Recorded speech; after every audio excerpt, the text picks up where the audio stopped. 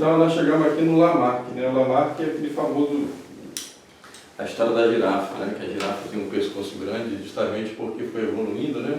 É a chamada lei do uso e desuso. Quanto mais você vai usando uma parte do seu corpo, mais você vai evoluindo ela, vai se desenvolvendo. Quanto menos você vai usando, ela vai desaparecendo. Você vai desaparecendo, né? O Darwin vai fazer uma aplicação disso aqui tudo. Ele vai usar um pouquinho de cada coisa dessa aqui, né? Mas o que ele vai dar o corpo mesmo para a teoria dele, né? É o que vai dar a base científica dele, é a ideia de seleção natural. Que não é dele, né? É do Edward Mitchell.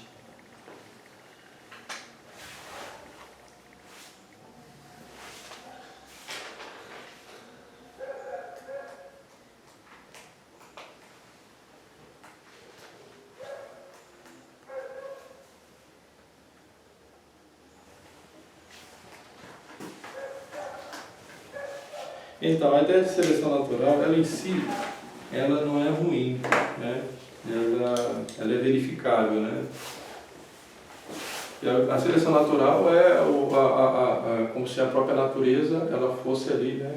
Através dos seus mecanismos, ela vai preservando algumas espécies e outras vão desaparecendo.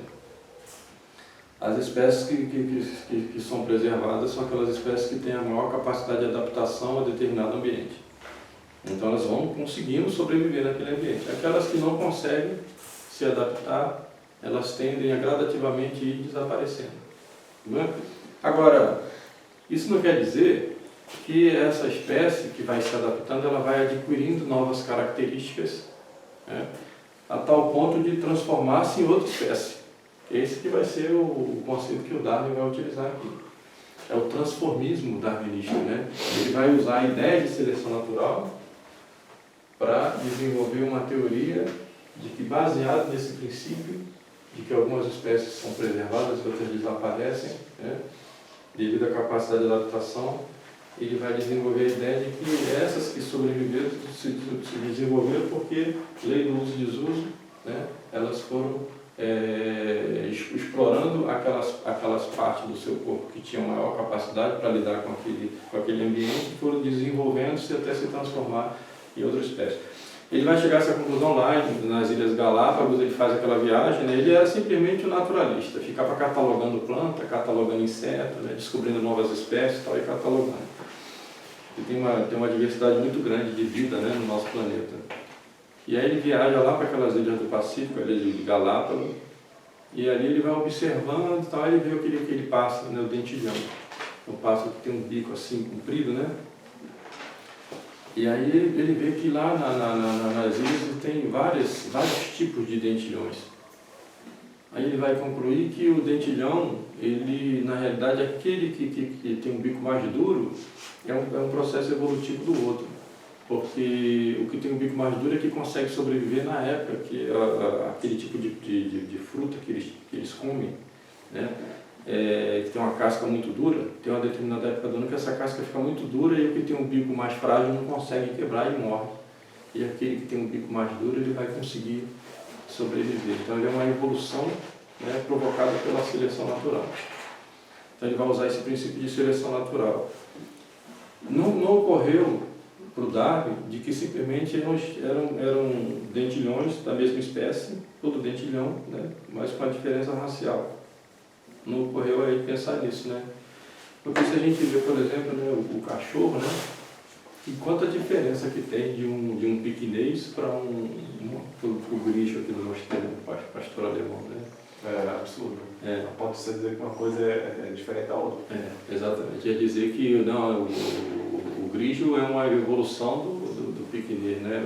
O piquinês não consegue sobreviver, tadinho, é muito pequenininho e tal. Então foi preciso ele evoluindo até virar um pastor alemão. Na verdade, são diferenças raciais. E essa evolução, ela aniquilaria as espécies inferiores, né? O que não acontece, você tem o... Exatamente. Por quê? Porque todo ser tem a sua forma substancial, ele é o que ele é. E tanto mais perfeito ele é, enquanto ele é o que ele é.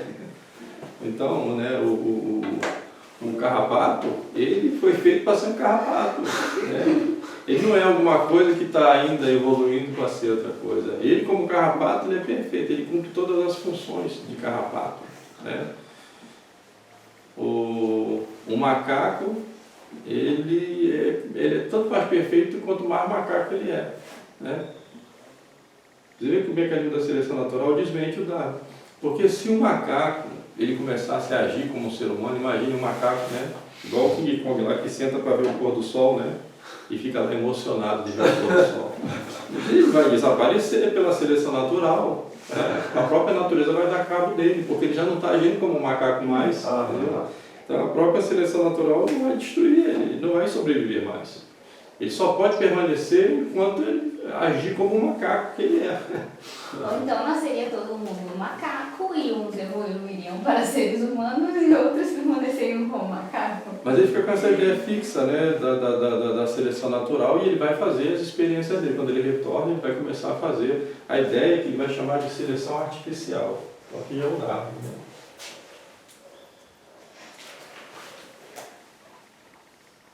Seleção artificial.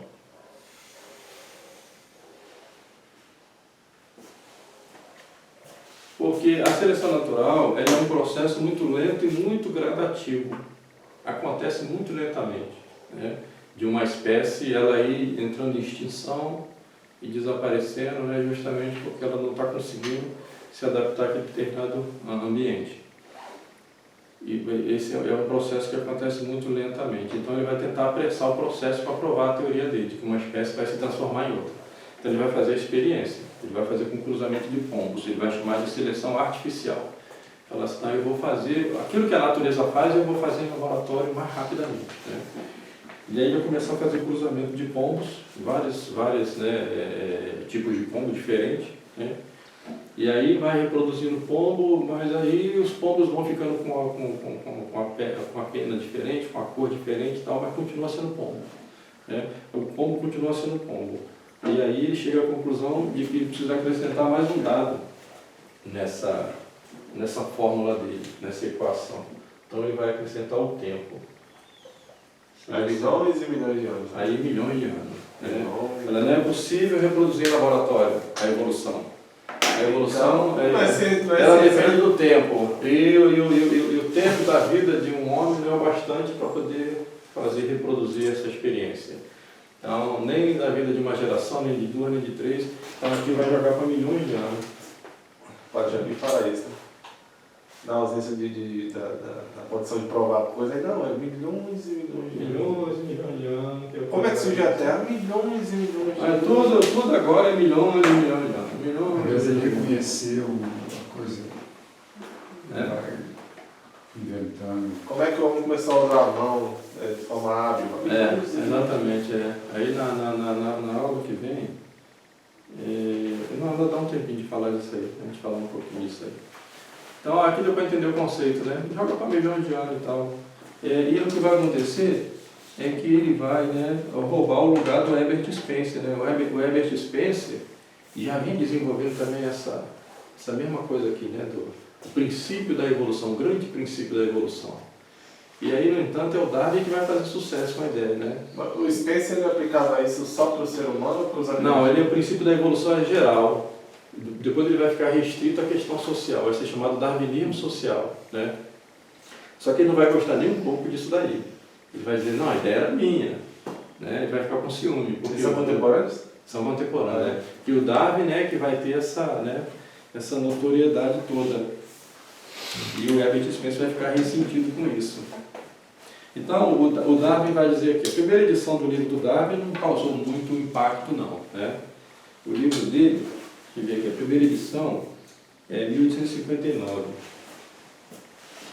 1859, primeira edição, A Origem das Espécies.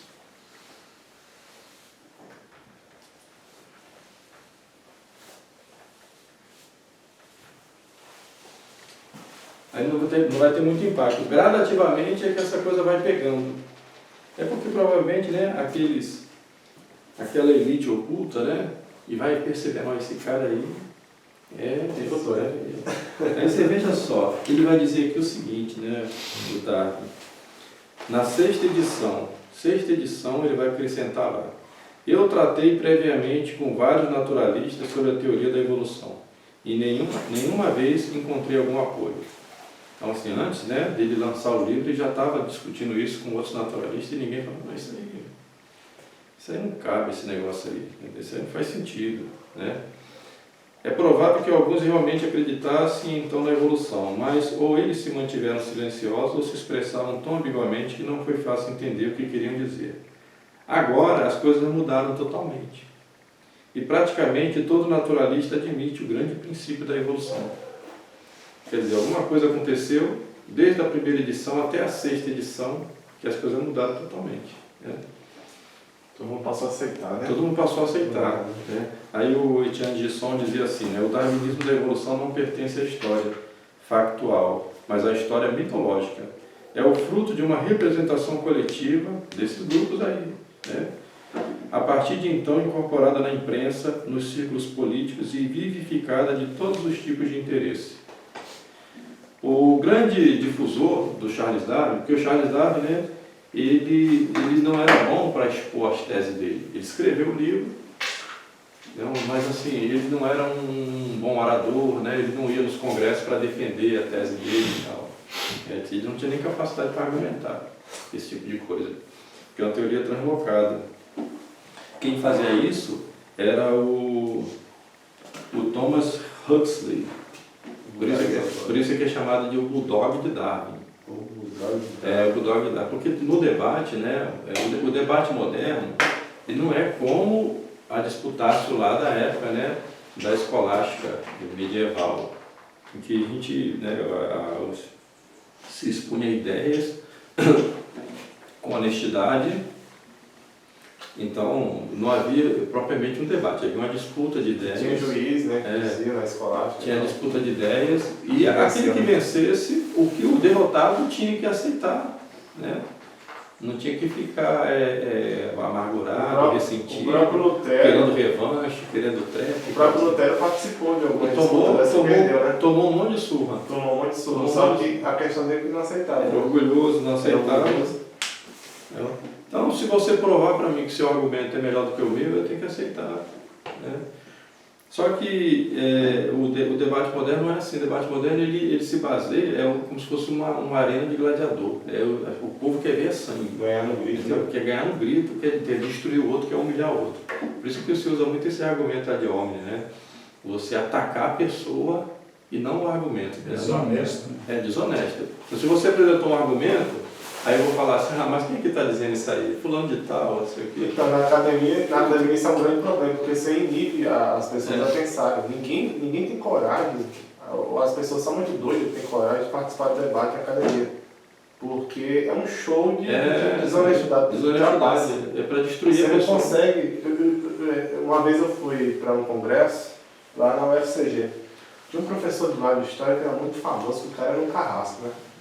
E eu não sabia disso. Aí eu cheguei, eu me inscrevi justamente na mesa dele e meu trabalho era mais ou menos na área dele. Aí quando eu cheguei, aí os caras disseram, rapaz, tem um povo doido aí que tá indo para o professor falando e tal. Eu disse, eu tô indo para lá. Por quê? Aí eu disse, não, esses caras, você vai ver só, ele vai destruir seu trabalho. E realmente, era uma coisa ridícula.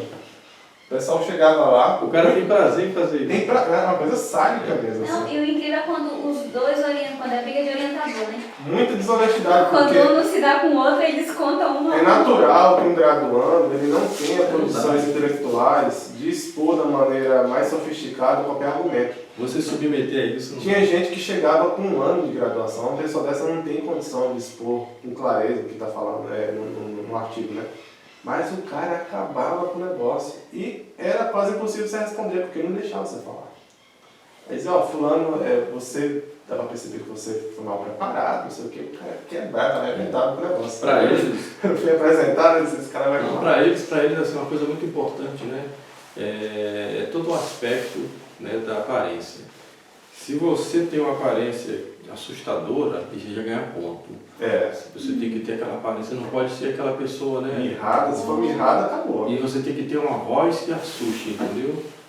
Então isso é muito importante nesses debates atuais, né? É a sua aparência, a sua voz. Então era o caso aqui do Você tem Bulldog. que ser consciente, você não precisa dar certo. Assim, Você precisa agradar o público. exatamente. Por isso que eu falo, as pesquisas científicas, é tudo assim. Você tem que ser convincente. Você tem que convencer. Você tem que ser convincente de modo, mas o seu convencimento não é no seu argumento, mas é na sua postura, entendeu? Na sua postura. Você tem que defender o absurdo, mas com a postura de quem está defendendo o certo, a verdade. E aí você vai ter reconhecimento. É assim que funciona o debate atual, né? E o Bulldog do Darwin era bem isso daí, né? Ele era bem isso daí. Então, ele que vai difundir. Ele diz assim, olha, a importância de Darwin é similar à importância de Lutero. Você vê como é que a coisa, como é que o objetivo deles, né? O objetivo deles era esse daí. E aí, né, se um padre ia defender, né,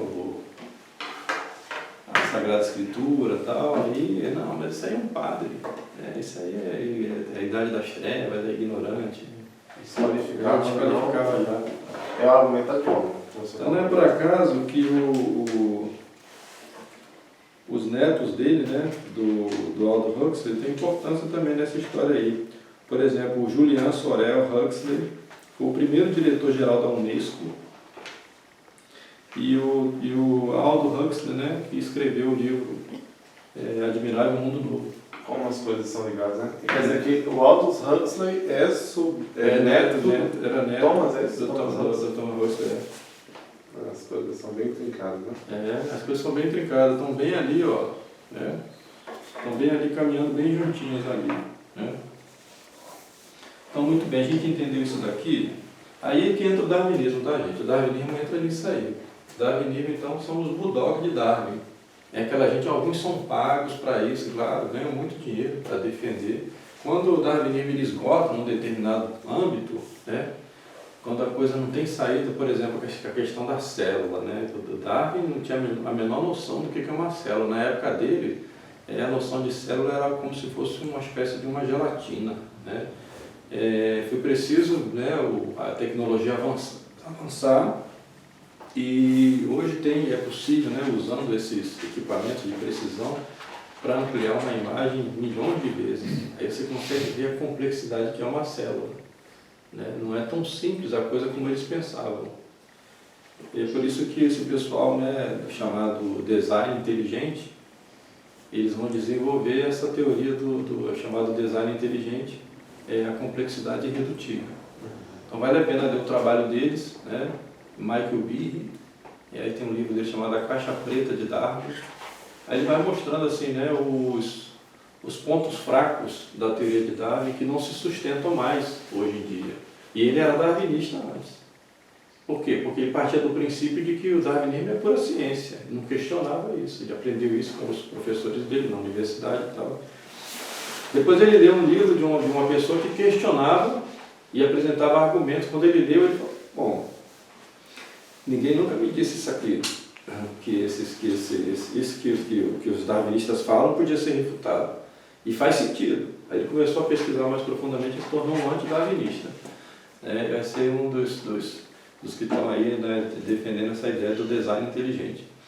Então a ideia do design inteligente é uma ideia bastante inteligente que vai mostrando que as coisas elas só podem ter sido feitas a partir de uma inteligência criadora e ordenadora das coisas. A vida não pode ter surgido do nada, por acaso, né? Ele tem um modelo matemático, se eu não me engano, né? Pois é. Eu acho que eu devo ter visto alguma figura desse cara que ele faz um modelo matemático mostrando como existe uma unidade das matérias, no sentido de que há uma matemática explicando elas e só pode ter sido divina de Deus. Sim, sim. Eles vão... Porque isso aqui que é o fundamental para a gente entender, né? Sobre o criacionismo e sobre o evolucionismo, né? É a ideia da vida, da origem da vida. Então, seguindo, né, os darwinistas eles vão ampliar esse leque evolucionista do Darwin, né? Eles vão ampliar isso daí para explicar toda a origem da vida. Eles vão chegar a dizer que a vida, então, como é que se formou a vida? A vida se formou espontaneamente. É chamada abiogênese, né?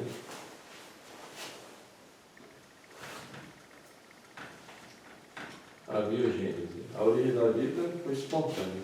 Como é que se formou a vida? É um conjunto de fatores aleatórios que, em determinado período ali, coincidentemente, né, eles proporcionaram, naquele exato momento, surgimento para a vida. Né? Foi uma combinação de fatores ao acaso, espontaneamente, que proporcionou o surgimento da vida. Então a vida se formou espontaneamente, né?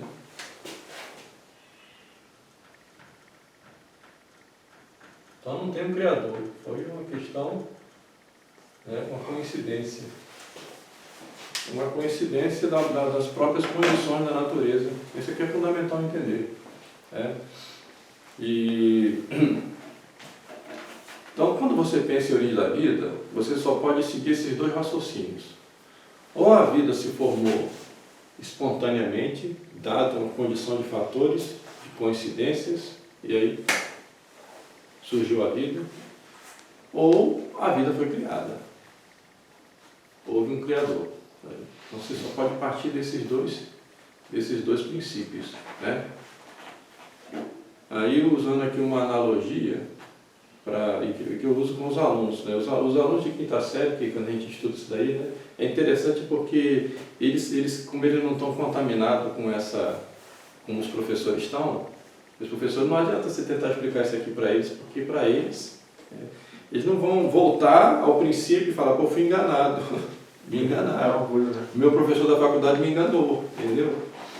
E uma criança da quinta série você consegue. Aí você fala assim, imagina que você chegou na sua casa, você tinha saído de casa, deixou a porta fechada, e de repente você chega em casa e encontra a porta aberta. Bom, só tinha você em casa, se você deixou a porta fechada, como é que você encontra a porta aberta? Então você vai partir de dois raciocínios, né? Ou a porta se abriu espontaneamente, lá, vamos supor, veio o vento estava muito forte, abriu a porta, né? Ou então, alguém entrou na casa, alguém abriu a porta, né? E você entrou na casa, aí você vai lá na sua geladeira para comer o pudim, que você deixou lá, né? Você chegou lá, você vê que está faltando um pedaço do pudim, então eu deixei o pudim inteiro. E aí, né? Como é que foi isso? O vento entrou, abriu a porta, entrou e comeu o pudim. Aí você olha para a sua mesa, está lá o prato, sujo com aquela calda do pudim. Você fala, mas esse vento aqui é esperto, hein? Ele veio aqui, abriu a geladeira, pegou o pudim, comeu. Isso para não acreditar, para você não aceitar que foi alguém que fez isso.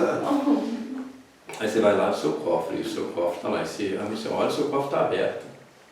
O cofre está aberto, eu deixei o cofre fechado. Aí você vai lá ver, lá no seu cofre tem um monte de coisa que você tinha deixado, tem as fotografias, um monte de coisa e tal, mas justamente o dinheiro que você tinha deixado não está mais lá. Fala, pô, esse vento aqui é muito esperto, abriu o cofre. Altamente seletivo, né? É a seleção natural da picareta. O que você tem que pensar nisso daí, né? Você tem que pensar que ali houve a ação, né, de um ser inteligente, bem inteligente, bem desonesto, né?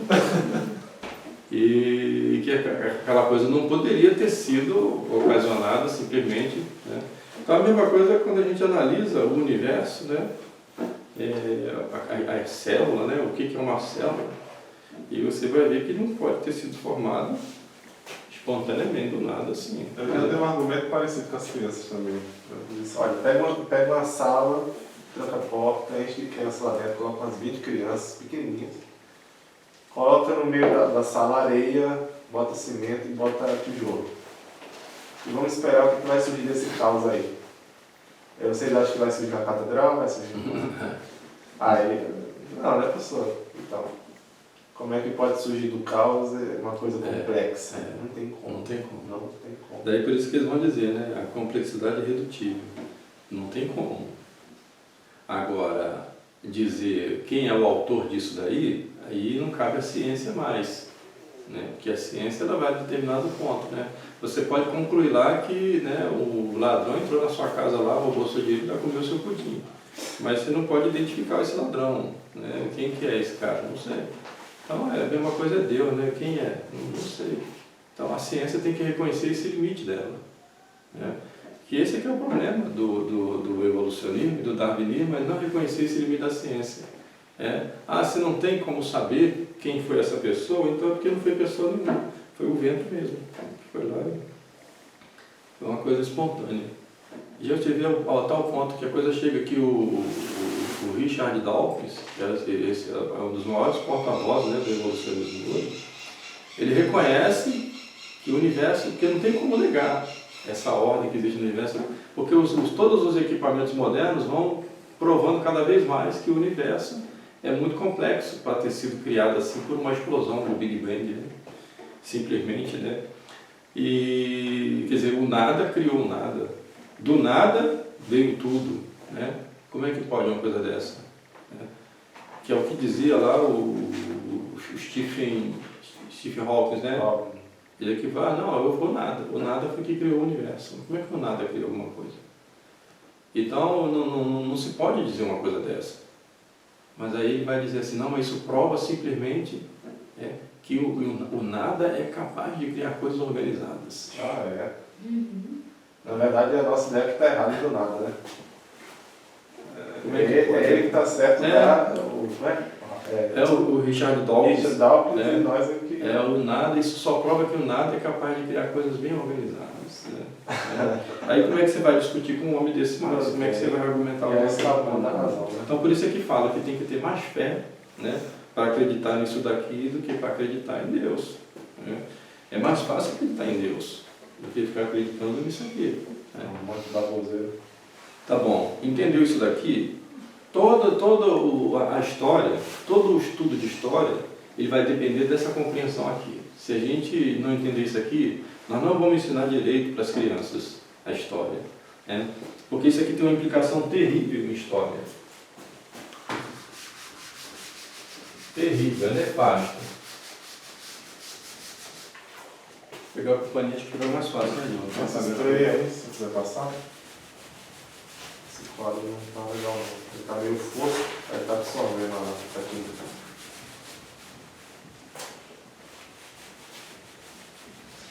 Porque a primeira coisa que o evolucionismo vai fazer, é claro, né, é relegar o dilúvio ao plano mitológico. Dizer que o dilúvio é uma coisa da mitologia, Gilgamesh. Está ligado à religião, e que a religião está subordinada à cultura, então foi a cultura do povo em determinado momento que projetou essa necessidade de explicar a origem da vida, a origem de tudo, então, e aí vai cair na história do dilúvio. Então, o nosso dilema agora é esse aqui, pré-história ou pré-dilúvio.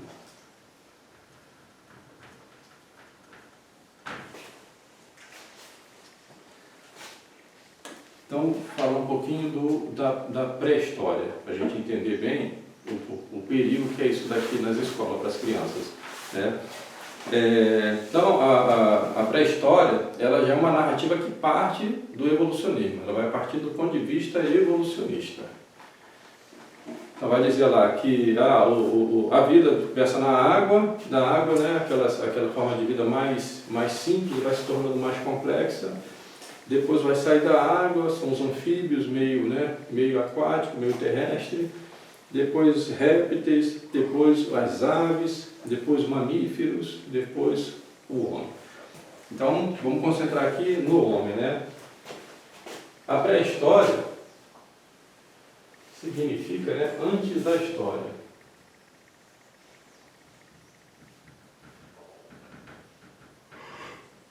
Antes da história. Para dizer o seguinte, a história aqui, nós temos vamos traduzir como sendo escrita, né? Eles usam esse termo aqui no sentido de escrita.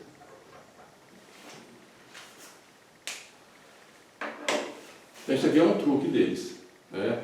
Esse termo aqui, pré-história, isso foi cunhado lá no século XIX, já tem uma influência protestante muito grande. Que os protestantes é que são assim, né? Só vale o que está escrito, né? É só a Sagrada Escritura, né? Então, para eles, história propriamente dita é a partir do registro escrito, ou seja, eles chamam de invenção da escrita. Que não tem sentido, né? Porque você vê as culturas existentes. Exatamente. Cultura avançada que necessariamente Aquilo que não pertence a esse momento histórico do surgimento da escrita, eles vão chamar de pré-história. Né? A pré-história. E aqui na pré-história é que eles vão jogar uns milhões de anos da evolução. Então aqui, né? Milhões de anos.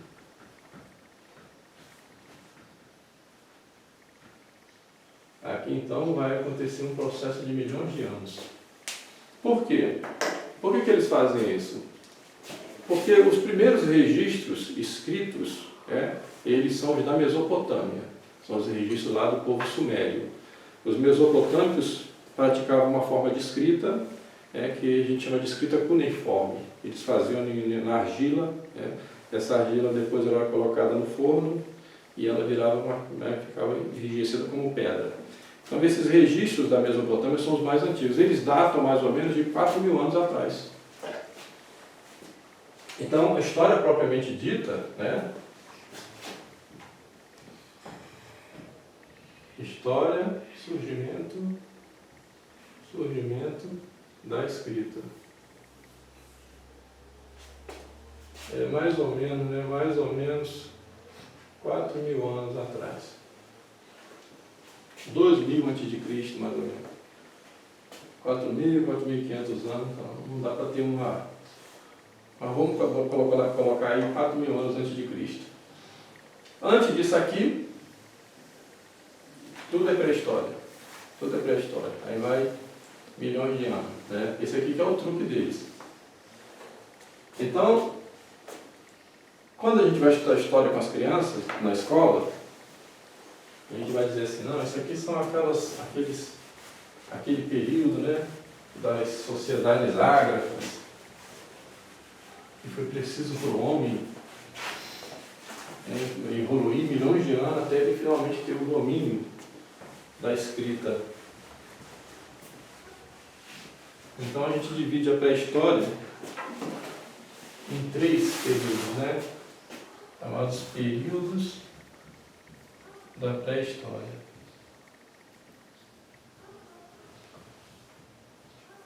Então o primeiro período é período paleolítico.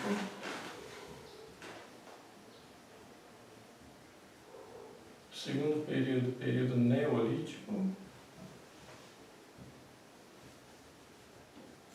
E o terceiro é a idade dos metais.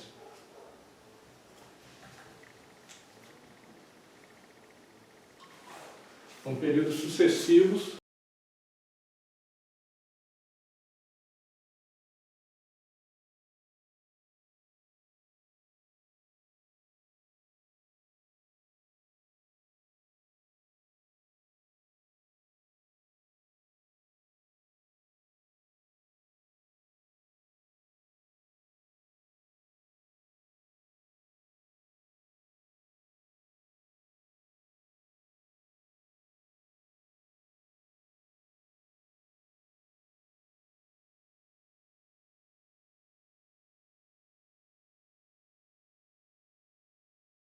O mais longo é o período paleolítico. Esses dois aqui é o que se chama de Idade da Pedra.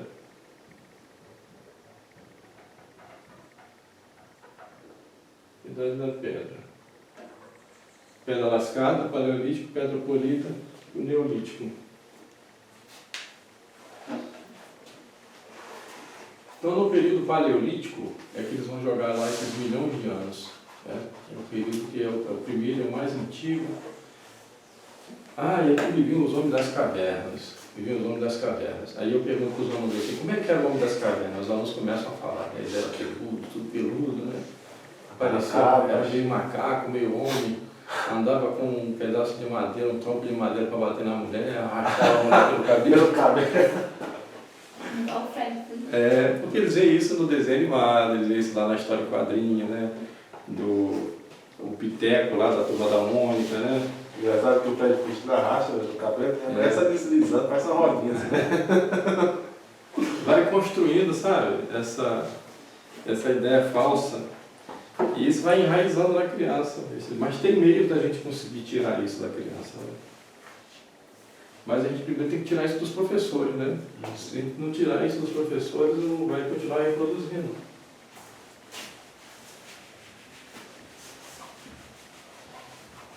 Então aqui não tem dilúvio, aqui não tem pecado original. O homem é só o produto de uma evolução. Né? O homem não tem uma alma para salvar, o homem não tem um compromisso, né? É moral se não for utilitário para o bem da sociedade apenas. Né? O homem não tem uma transcendência, não tem um Deus. Né? Deus é uma construção mitológica, né? É uma construção coletiva de uma determinada sociedade, né? É uma manifestação da cultura do povo. Isso é que é Deus. Né? Então, cada povo tem seu Deus, os seus deuses e tal, e nós temos que respeitar tudo isso. Tal. Então, seguindo isso aqui, essa narrativa aqui. Então, no período paleolítico, surgiram os primeiros ancestrais do homem. Então, o primeiro deles é o Australopithecus. Australopithecus. Australopithecus significa macaco do sul. Origem África.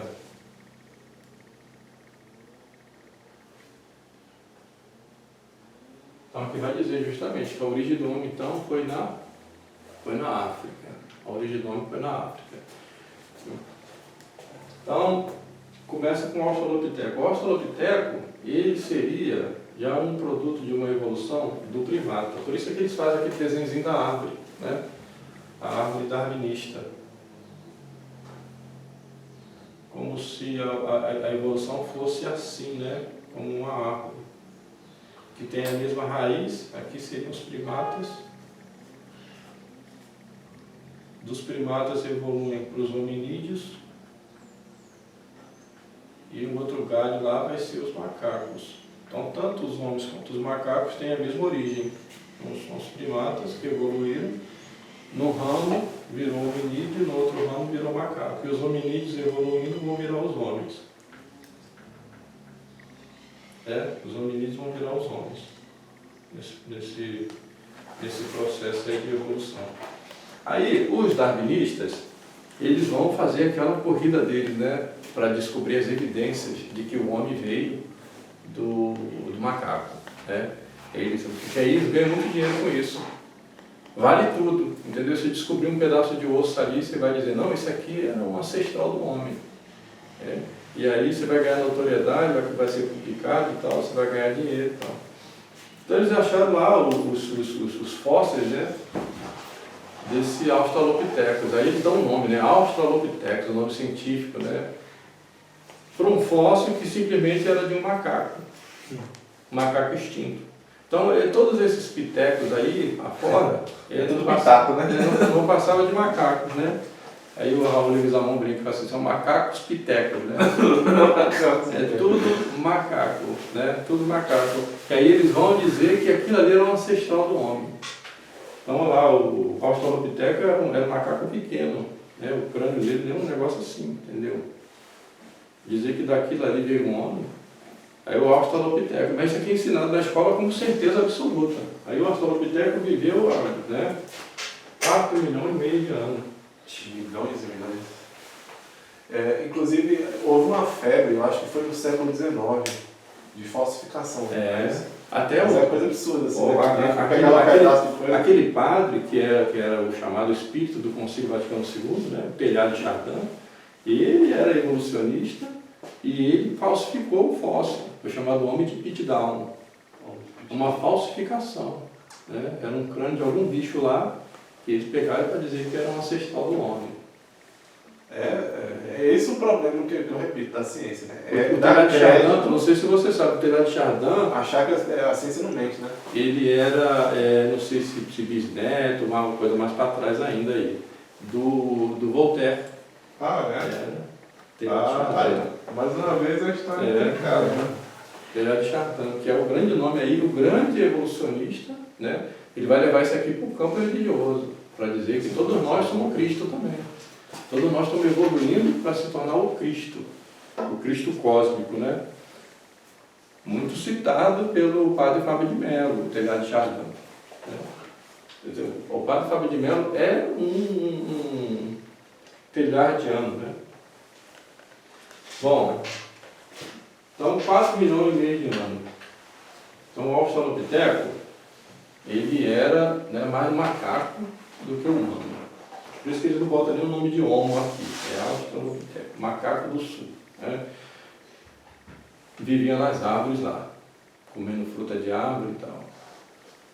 Mas aqui que começa então, né, se intensificar esse processo evolutivo. Aí num determinado momento, aí a lei do uso e desuso, né, vai começar a usar muita mão e vai desenvolver esse dedo aqui, o dedo polegar. Então esse aqui para eles é o grande salto da evolução humana, é o dedo polegar. Conseguiu desenvolver o dedo polegar, que é a mão do homem, se você parar para pensar, a mão do homem é uma coisa realmente, né? Mas isso aqui é mais uma prova de que o homem é criatura de Deus, né? Não que o homem do macaco. Que a mão do homem é uma perfeição. É graças a essa mão que a gente consegue fazer muita coisa, né? Essa mão também é uma prova de que essa ideia do igualitarismo é ruim, né? Porque é tudo desigual, né? Imagina se fosse todo o mesmo tamanho de dedo. Nem tocar um instrumento musical a gente ia poder, né?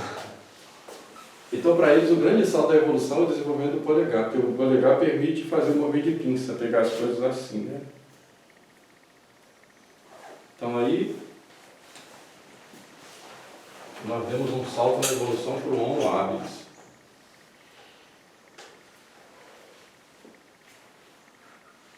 O Homo habilis, então, é chamado Homo, aí sim, é o primeiro gênero humano, né?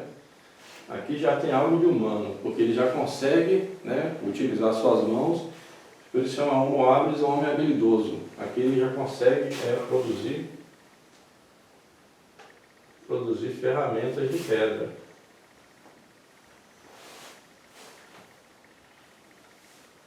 Então vocês já viram lá, né, o quadro evolucionista, né, que vai mostrando lá o macaquinho aqui, que vai se desenvolvendo, então até terminar lá no homem. Né? Vocês já viram esse quadro da evolução, né? Acho que todas as escolas têm esse negócio aqui. Né? Então vai produzindo ferramentas de pedra. E aí o Homo habilis, que era carniceiro, que se alimentava, né, já se alimentava de carne, aqui já não se alimenta mais dos frutos só, de raiz, como o Australopiteco, mas ele se alimenta de carne já, e o alimento de carne vai fazer o homem dar um outro salto na evolução, que as proteínas da carne então vai desenvolvendo o cérebro. Né? É por isso que a gente faz aquele desenho lá do cérebro também, da cabeça, do crânio, né, que vai mudando de formato, né? Aquela cabecinha do Australopiteco vai se desenvolvendo a partir do momento que passa a comer carne. Passa a comer carne porque vai conseguir, né, cortar com as ferramentas que produz, pedra lascada e pedra, vai conseguir cortar aquela carne, aqueles restos de carne que algum animal, predador, né, deixou ali, e eles vão começando a comer carne. Né? São carniceiros. Mandíbula bem forte? A mandíbula bem forte, aqueles dentão para rasgar a carne, né? Porque para eles, né, ter dente grande é para isso, é para rasgar a carne, né? Um processo da evolução também. E aí vai dar um outro salto para o Homo erectus.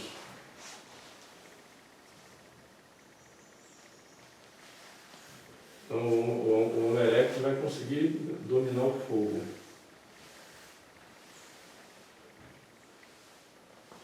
Aí não sei se você já viu um filme chamado A Guerra do Fogo, um filme evolucionista. Né?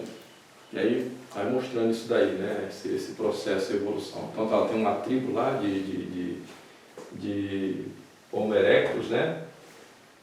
Engraçado que nesse filme, né, A Guerra do Fogo, são várias tribos que convivem em graus evolutivos diferentes.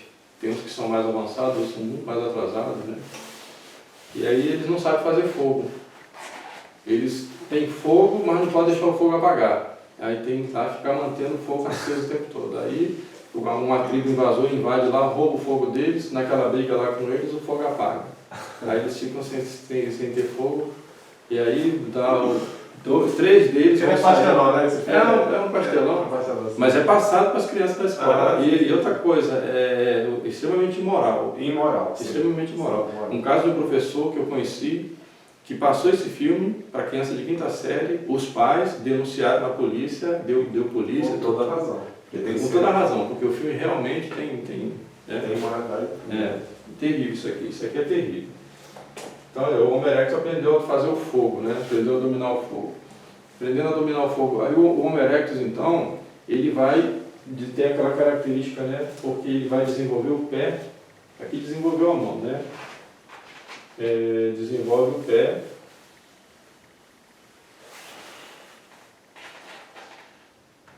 Porque para andar longas distâncias é só o pé humano. O pé humano é outro sinal, né, da obra de Deus, que é o ser humano. Né? E porque que nós somos imagem e semelhança de Deus. A mão é uma prova disso e o pé também, o pé do homem também. Né? É o pé do homem que permite o homem caminhar a longa distância. Então aqui eles vão explicar que foi um processo evolutivo e graças a esse formato anatômico do pé humano que se desenvolve aqui com o Homo erectus, o homem consegue andar assim, de forma erecta, sem precisar mais ficar, né, usando as mãos para se locomover. O homem passa a andar assim, né, com os dois pés, e consegue se mover longa distância. Daí, por que ele vai se espalhando pelo mundo durante o período? Tudo é período paleolítico aqui, né?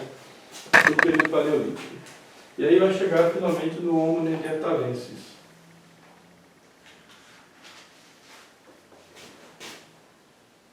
Esse Homo neanderthalensis, para eles foi a grande descoberta, né? A grande descoberta foi isso daqui. Porque é o mais parecido com o homem. Os outros, né, é tudo macaco piteco mesmo. É tudo macaco. Porque dentro desse aqui, o Homo habilis, o Homo erectus, tem uma escala de vários outros homos. Entendeu? Cada arqueólogo aí descobre um diferente. Né? Mas quando chega aqui no Homo neanderthalensis, fala que aqui é a prova da evolução do homem, é o Homo neanderthalensis. Né? Homo neanderthalensis. Esse foi descoberto isso aqui lá naquela região da Alemanha, lá, chamada região de Neander, nas montanhas. Saiu da África, foi para lá, para a Europa, né?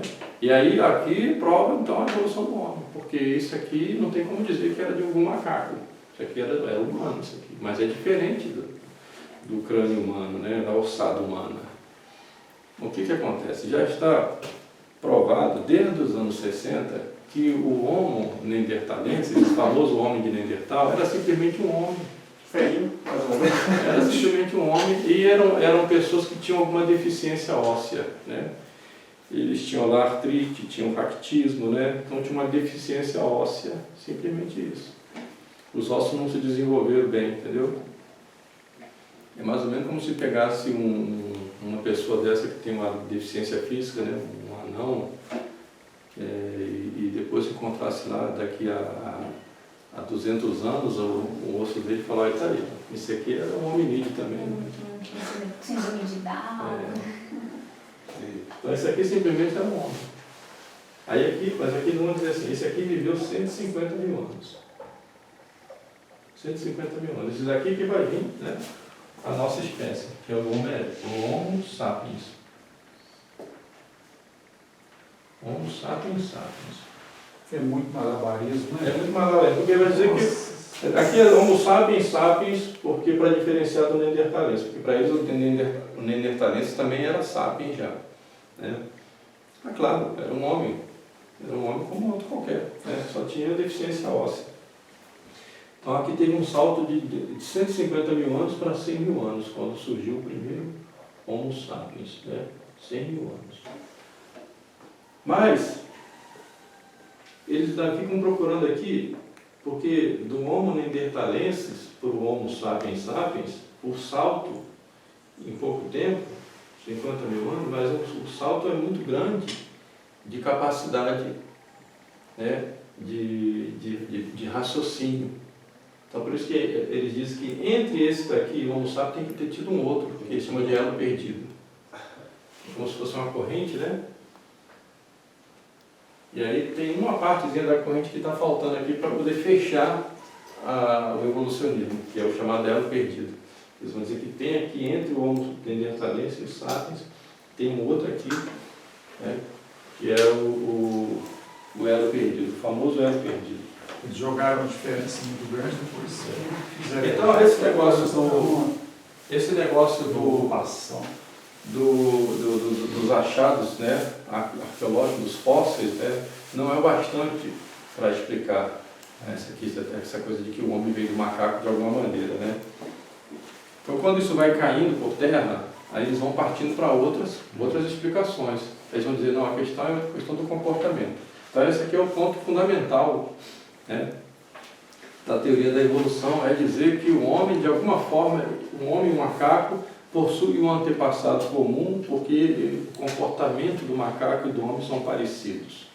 Existem semelhanças, né, entre o homem e o macaco. Aí eu brinco com os alunos, né? É verdade, tem semelhança mesmo. O homem tem 2 olhos, o macaco também tem.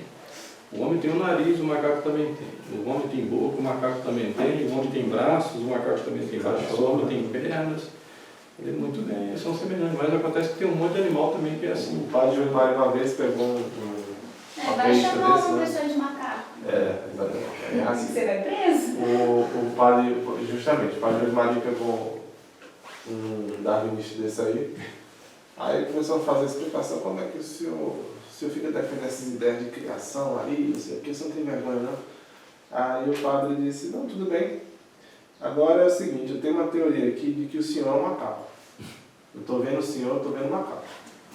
Aí o cara se ofendeu, né? Não, isso aí não, eu não sou macaco. Ele disse, sim, eu estou vendo aqui, as evidências mostram, o senhor tem olho, pá.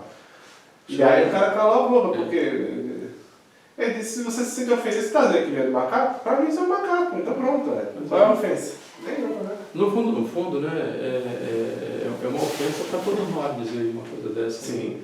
Porque é a mesma coisa que dizer que o que diz o Talmud lá, né? Que o homem simplesmente tem uma alma animal e acabou. Eu duvido que os hebreus, né? Nós somos igual às bestas. Né? Nós somos igual às bestas, entendeu? Eu duvido que os hebreus digam isso deles mesmos. Mas o cristão não. O cristão vai fazer o cristão acreditar que ele e a besta são a mesma coisa. Né? Aí precisa de todo esse malabarismo aqui. Porque tudo isso aqui, Valmir, é para isso. É para fazer as pessoas acreditar que ela e uma besta são a mesma coisa. Entendeu? E que é por isso que hoje em dia as pessoas dão tanto valor para os animais e tão pouco valor para as pessoas.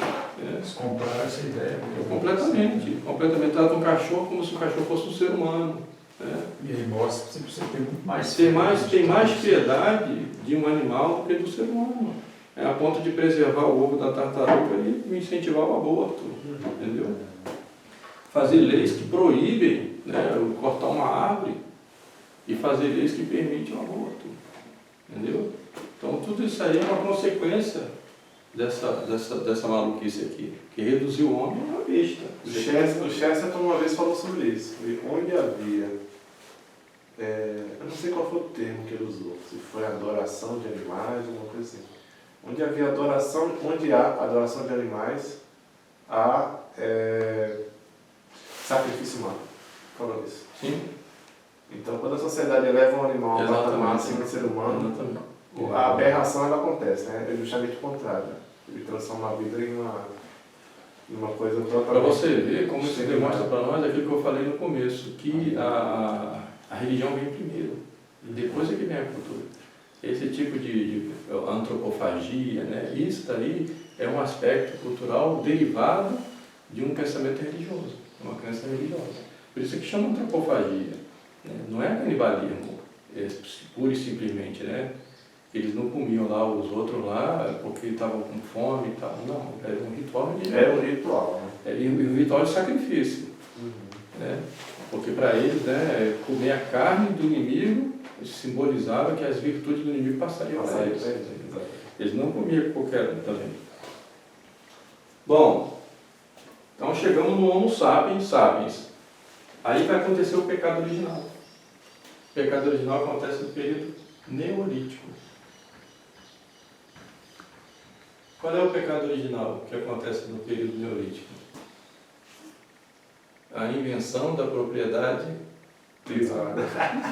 Esse aqui é o pecado original. Né? Então vamos entender aqui. Durante esse período aqui, paleolítico, acontece todo o processo de evolução do homem. Né? Evolução do homem. Características desse período aí.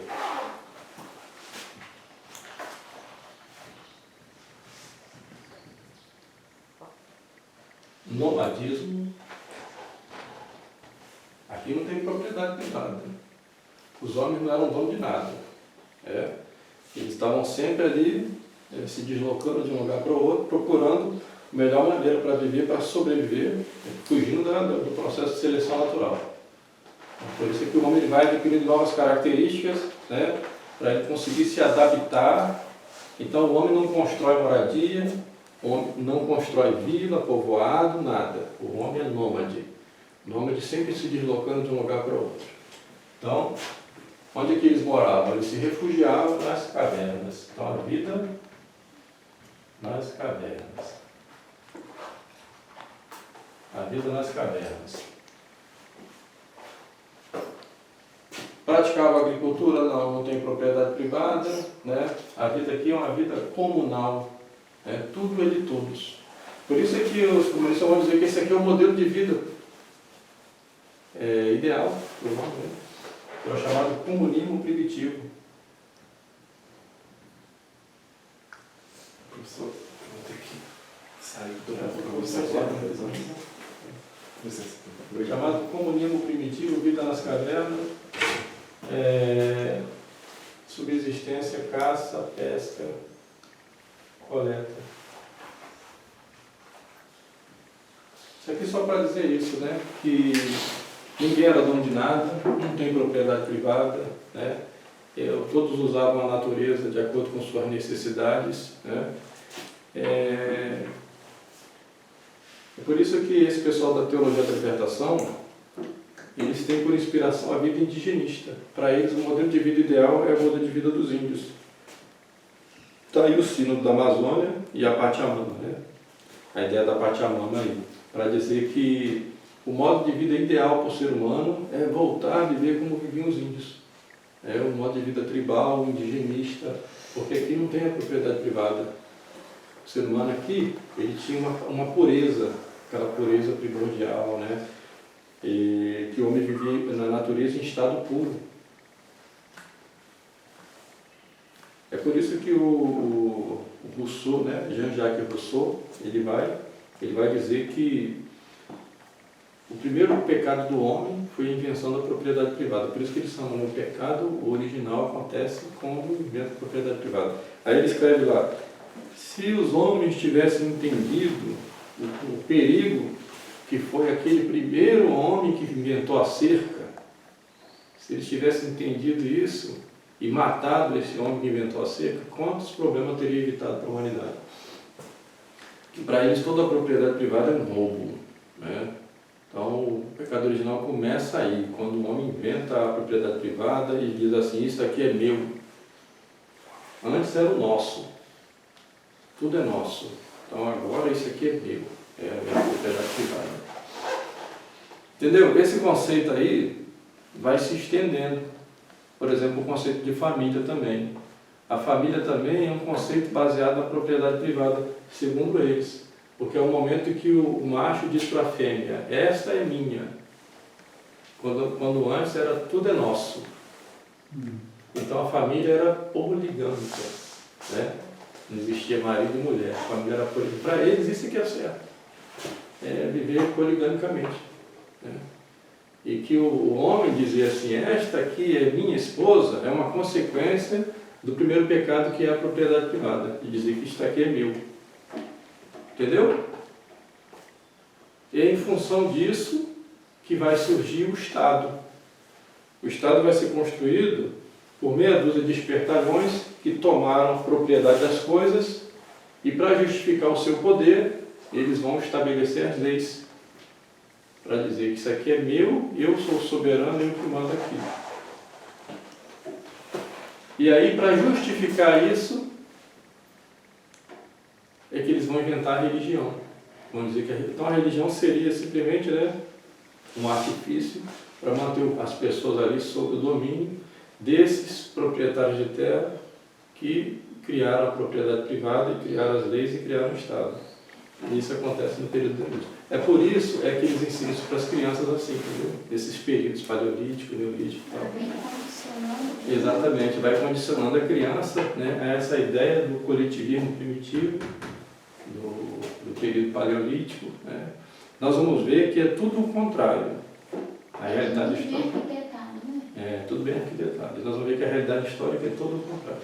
E é por isso que é muito importante os professores saberem dessas coisas, mesmo que eles não sejam professores de história. Porque isso aqui está presente em todas as ciências que a gente estuda. Então, os professores de todas as disciplinas... Você pega a língua portuguesa, por exemplo, você vai lidar com um monte de texto, você vai passar para os seus alunos um monte de texto que está todo impregnado disso aqui. Então, se o professor não souber identificar... Você vai ficar falando que você não sabe? Então, o professor tem que saber identificar onde é que está o erro da coisa, entendeu? É muito importante a gente entender essas coisas desde o princípio, para ir desfazendo essas armadilhas. Senão... porque a gente às vezes tem aquela ideia de que mas o evolucionismo é algo absurdo. Mas a gente já tem isso tão impregnado, está presente em tudo, que a gente não percebe o que por trás daquele absurdo existe. A gente pensa, é uma loucura. Né? O Darwin era um louco e acreditaram na loucura dele, mas é uma coisa muito mais bem sistematizada, todo mundo hoje, né? Professora Flávia, todas as pessoas hoje têm uma visão evolucionista de mundo, de realidade. De tanto assistir televisão, de tanto assistir esses telejornais e tal, todo mundo incorporou isso. Né? Mas só que as pessoas elas não têm a capacidade, não têm a humildade de reconhecer isso. Eu preciso reaprender, preciso voltar tudo de novo e começar tudo de novo. É quase ninguém assim. Você tem que ser como uma criança, né? Entendeu? Por isso nós temos que dizer o seguinte, as minhas criancinhas, né? Porque esse é o movimento que nós temos que fazer. Nós precisamos ser como as crianças que estão ali dispostas a aprender. Vou começar do zero. O padre Joaquim fala que nós somos frutos de uma deseducação. Então, para a gente aprender, a gente tem que retroceder, né? Aprender tudo de novo. Esse movimento tem que partir agora dos professores para a gente poder ter uma escola, né, com os princípios corretos. E aí sim, se a gente tiver uma equipe assim, claro, se a gente conseguir montar uma equipe assim, a gente vai conseguir fazer uma boa escola aqui. Agora, se a gente continuar repetindo os erros, a gente vai só ser mais uma escola como as outras. Só com uma aparência de católica, com crucifixo, com imagem e tal, mas na essência... E é fundamental que a gente conheça, porque, por exemplo, essa visão, como o senhor está destrinchando ali, de tudo como foi esquematizado para realmente retirar o reinado social de Nosso Senhor, para levar tudo como se viesse do nada, como se o homem se fosse assim. Acho que é uma coisa como se projetasse como se fosse uma conquista do homem ser homem. Ele, por si mesmo, por seu esforço, ele conseguiu chegar a ser o homem que ele é hoje e vai conseguir chegar a ser um Deus. Ser um Deus. O objetivo deles é isso, né? É o homem-Deus. Né? Então, se a gente entender isso daí, a gente consegue ter um bom ponto de partida. Né? E toda a história da humanidade, ela vai estar dependendo desse dilema aqui. Ou o evolucionismo ou o criacionismo. Né? Então, na próxima aula, eu continuo falando um pouquinho dessa visão evolucionista, dos períodos da pré-história, para dizer depois, né, a verdadeira pré-história, no sentido melhor do termo, né, que é a era pré-diluviana. Falar um pouquinho da era pré-diluviana. Bom, então a gente pode encerrar, né? Em nome do Pai, do Filho e do Espírito Santo.